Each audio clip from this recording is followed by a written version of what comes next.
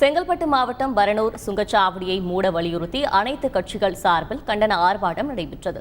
திமுக, விசிக, மதிமுக, தேமுதிக, இந்திய communist, Marxist communist மற்றும் மனிதநேய மக்கள் கட்சி நிர்வாகிகள் உள்ளிட்டோர் இதில் பங்கேற்றனர்.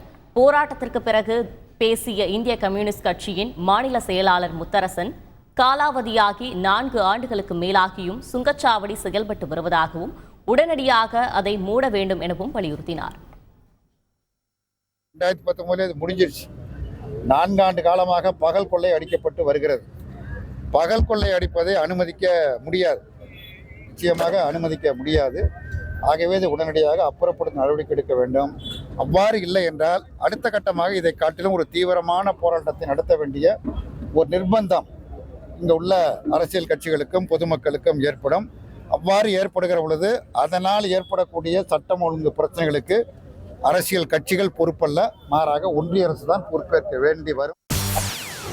செய்திகளை உடனுக்குடன் தெரிந்து கொள்ள உடனே சப்ஸ்கிரைப் பண்ணுங்க.